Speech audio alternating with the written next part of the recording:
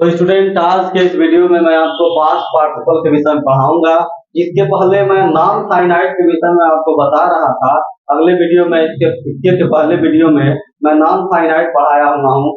उसमें मैं आपको बताया था कि नॉन फाइनाइट वो तीन प्रकार के होते हैं: इन्फिनेटिव, जीरंड और पार्टिसिपल। जिसमें मैं आपको इसके पहले के वीडियो में मैं आपको इन्फिनेटिव और जीरंड के विषय में बता दिया था। तीसरा मैं अब पढ़ाने वाला हूँ पार्टिसिपल। पार्टिसिपल में भी मैं आपको पहले प्रेजेंट पार्टिसिपल पढ़ा चुका हूँ। आज देखिए, आज की इस वीडियो में आपको पास्ट पार्टिसिपल पढ़ाने वाला हूँ। पास्ट पार्टिसिपल क्या होता है? वीडियो में आगे बढ़ने से पहले जो भी छात्र, जो भी विद्यार्थी मेरे चैनल पर नए हैं, चैनल को निरंतर लाइक, सब्सक्राइब और शेयर करते रहिए, जिससे ये जो उपयोगी चीजें हैं दूसरे छात्रों को भी पढ़ने का इन्हें मौका मिल सके। तो देखिए, यहाँ पर पास्ट पार्टिसिपल होता क्या है मैं आपको बता दूं। पास्ट पार्टिसिपल का निर्माण कैसे होता है आप जान लीजिए। बिल्कुल ही इसको ध्यान से समझिएगा, क्योंकि बहुत से स्टूडेंट पास्ट पार्टिसिपल समझ नहीं पाते कि पास्ट पार्टिसिपल आखिर है क्या, पास्ट पार्टिसिपल का कहाँ यूज किया जाता है। इस प्रकार से मैं बता दूं आपको, इस वीडियो में आपका कंफ्यूजन पूरी तरीके से समाप्त हो जाने वाला है। पास्ट पार्टिसिपल का निर्माण जो है वो फाइनाइट वर्ब के थर्ड फॉर्म से होता है, और पास्ट पार्टिसिपल के पहले हमेशा द का प्रयोग करना होता है। यानी आप क्या समझे, पास्ट पार्टिसिपल जो है वो फाइनाइट वर्ब के थर्ड फॉर्म से बनता है।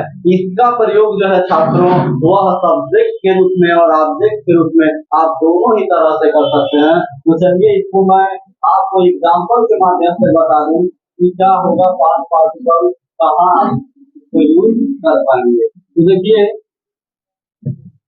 पास्ट पार्टिसिपल जो होगा मैं आपको बताया हूँ कि वर्ब के थर्ड फॉर्म से बनेगा, और वर्ब के थर्ड फॉर्म से बनेगा ही, लेकिन इसके पहले हमेशा किसका प्रयोग होता है? द का। यानी पास्ट पार्टिसिपल अपने से पहले हमेशा द का डिमांड करता है। द आता है इसके साथ, और ये सब्जेक्ट के रूप में भी यूज किया जा सकता है और ऑब्जेक्ट के रूप में भी यूज किया जा सकता है। तो देखिए विद्यार्थी, इसको हम एग्जाम्पल के माध्यम से जब बताएंगे तो आपका जो भी कंफ्यूजन हो समाप्त हो जाएगा।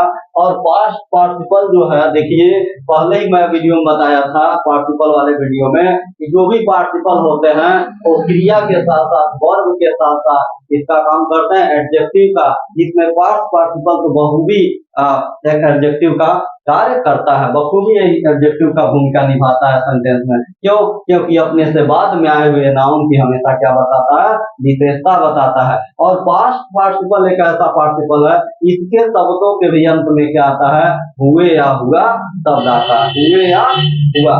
तो देखिए, हम बढ़ते हैं आगे एग्जाम्पल के माध्यम से। जैसे देख लीजिए, पास्ट पार्टिसिपल का एग्जाम्पल है, जला हुआ बच्चा, जला हुआ बच्चा आग से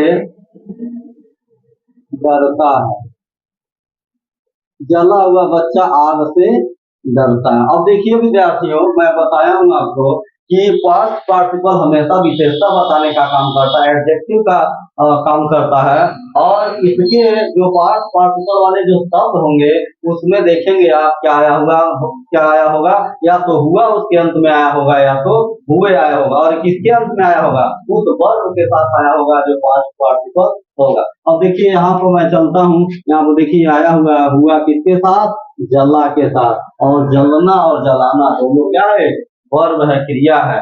तो इसको आप देख रहे हैं, जो जला हुआ जो ये शब्द आया है यहाँ पर, यही हमारा पास्ट पार्टिसिपल है। अब इसको जब हम लिखेंगे, इसको लिखने से पहले हमको द का प्रयोग करना पड़ेगा। तो देखिए, मैं यहाँ द लगा दे रहा हूँ, इसके बाद इसका मैं थर्ड फॉर्म लिख दूंगा, ये पास्ट पार्टिसिपल बन जाएगा। तो आप जानते हैं, क्योंकि जलना का मीनिंग बर्न होता है, तो फर्स्ट फॉर्म हुआ फाइनाइट वर्ब का फर्स्ट फॉर्म, लेकिन हमको यहाँ थर्ड फॉर्म चाहिए, तो यहाँ पे हमको थर्ड फॉर्म लगाना पड़ेगा जो बर्न्ट होता है। जलना का थर्ड फॉर्म बर्न्ट होता है। तो जला हुआ हो गया। अब इसके साथ देखिए, इसी में और क्या है? बच्चा है, ये पूरा मिलाकर सब्जेक्ट है। और यहाँ पर पास्ट पार्टिसिपल जो है वो आप किसके रूप में यूज कर रहे हैं? एज ए सब्जेक्ट, यानी सब्जेक्ट के रूप में यूज कर रहे हैं। तो देखिए, द बर्न्ट, बचा क्या? बच्चा, तो बच्चा का मीनिंग हो जाएगा चाइल्ड। ये पूरा हमारा रहा सब्जेक्ट। अब जाएंगे लास्ट में, तो द वन चाइल्ड डरता है। ये कौन सा टेंस है? प्रेजेंट टाइम डिफिनिट टेंस है, प्रेजेंट टाइम डिफिनिट है। तो यहाँ पे आप क्या लिखेंगे? डरना का फियर्स हो जाएगा, इधर से चलेंगे तो से का विथ हो जाएगा, बचा क्या आर, तो फियर विथ यहाँ पे लिखना पड़ेगा, तो इसके बाद हो जाएगा फायर। तो देखिए इस प्रकार से पास्ट पार्टिसिपल का मैं एक एग्जांपल बता दिया। जला हुआ बच्चा आग से डरता है, यहाँ पे जला के साथ हुआ है, यही हमारा पास्ट पार्टिसिपल है, जो कि इसकी विशेषता बता रहा है, इस बच्चे की विशेषता बता रहा है कि बच्चा कैसा है, जल गया है, बच्चा जला हुआ है। इस प्रकार से हमारा पास्ट पार्टिसिपल हुआ, जो किसकी विशेषता बता रहा है, चाइल्ड की, बच्चे की। अब देखिए यह जो वर्ड है द वर्ड, यही हमारा पास्ट पार्टिसिपल है प्यारे विद्यार्थियों। इस प्रकार से द वर्ड चाइल्ड, ठीक है, हियर्स विथ द फायर, जला हुआ बच्चा आग से डरता है। ये देखिए आपका कौन सा ये हो गया, मतलब ये पास्ट पार्टिसिपल हो गया, एज ए सब्जेक्ट के रूप में इसको मैं लिख दिया हूं। अब देखिए चलते हैं दूसरे एग्जाम्पल की तरफ। दूसरा एग्जाम्पल लिख लीजिए, सब्जेक्ट के रूप में ही, घायल हुए सैनिक, घायल हुए सैनिक अस्पताल गए, घायल हुए सैनिक अस्पताल गए। अब देखिए यहाँ पर सैनिक तो हैं, लेकिन इनकी विशेषता क्या है, वो घायल हो चुके हैं, घायल हो गए हैं, घायल हुए हैं। इस प्रकार से यह घायल हुए, जला हुआ, इस तरह के जो शब्द होते हैं, जो वर्ब के थर्ड फॉर्म से इनका निर्माण होता है, इन्हीं को हम पास्ट पार्टिसिपल कहते हैं। इसको जब आप बनाएंगे, मतलब अनुवाद करके माध्यम से देखेंगे, तो देखिए प्यारे विद्यार्थियों, पहले हमको लिखना पड़ेगा तो, ठीक है, और घाव या घायल का मीनिंग उंड होता है, लेकिन यहाँ पे हमको करना पड़ेगा थर्ड फॉर्म में, क्योंकि हमको पास्ट पार्टिसिपल बनाना है। तो देखिए द उंडेड, बचा क्या, सैनिक, तो सैनिक का मीनिंग आप लिख लीजिए सोल्जर्स। तो द उंडेड सोल्जर्स, ठीक है, घायल हुए सैनिक, ये हमारा पूरा क्या रहा, ये हमारा पूरा सब्जेक्ट रहा। और इसी सब्जेक्ट में आप क्या देख पा रहे हैं, हमारा पास्ट पार्टिसिपल भी भूमिका निभा रहा है, जो द प्लस वर्ब के थर्ड फॉर्म से बन रहा है। तो देखिए द वुंडेड सोल्जर, अब आ जाएंगे अंत में, तो अंत में गए, तो गए का सेकंड फॉर्म होता है वेंट, कहाँ गए, अस्पताल, तो हो जाएगा टू द हॉस्पिटल। तो इस प्रकार से देखिए स्टूडेंट, इस प्रकार से देखिए यह जो सेंटेंस है, ये दोनों पास्ट पार्टिसिपल से रिलेटेड है। मैं आपको फिर से बता दूं, पास्ट पार्टिसिपल का निर्माण फाइनाइट वर्ब के थर्ड फॉर्म से होता है, और उसके पहले आप द का प्रयोग करते हैं, और इस पास्ट पार्टिसिपल का प्रयोग सब्जेक्ट के रूप में भी आप कर सकते हैं और ऑब्जेक्ट के रूप में भी कर सकते हैं। यह जो मैं आपको बताया हूँ, ये क्या रहा है आपका, एज अ सब्जेक्ट का यूज है, एज अ सब्जेक्ट बताया हूं मैं। ये पास्ट पार्टिसिपल आशा करता हूं आपको एज अ सब्जेक्ट समझ में आया होगा।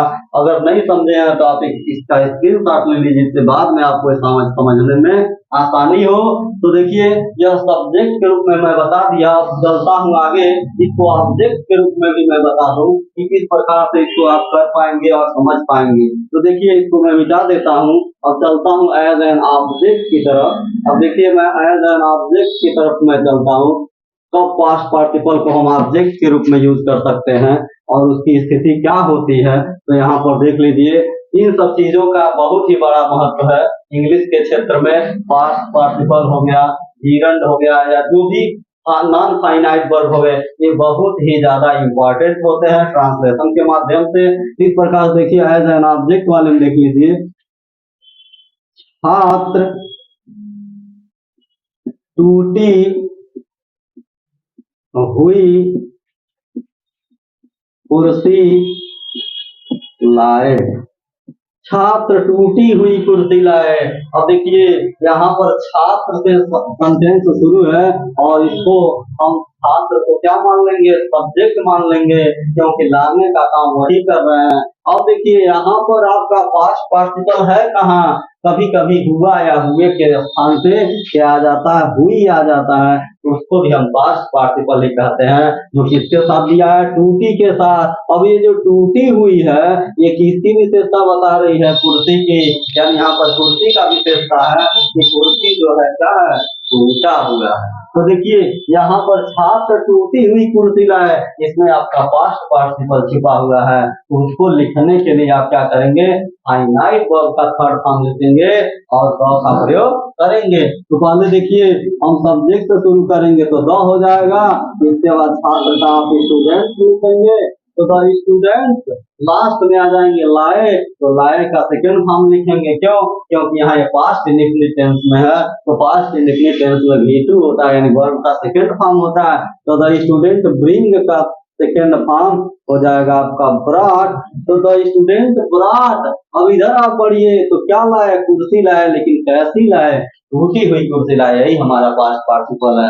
तो यहाँ पे टूटी हुई को लिखने से पहले आप लिखेंगे द, और ब्रेक का मतलब होता है टूटना, लेकिन यहाँ पे हमको थर्ड फॉर्म चाहिए, तो द ब्रोकन हो जाएगा ब्रोकन, बचा क्या कुर्सी, तो कुर्सी का हो जाएगा चेयर। इस प्रकार से स्टूडेंट देखिए मैं पास्ट पार्टिसिपल को ऑब्जेक्ट के रूप में भी बता दिया, किस प्रकार से पास्ट पार्टिसिपल ऑब्जेक्ट के स्थान पर भी आ सकता है। इस प्रकार से अगला एग्जांपल देखिए और समझने की कोशिश कीजिए। अगला एग्जांपल है मोहन सड़े हुए सेब फेंक दिया।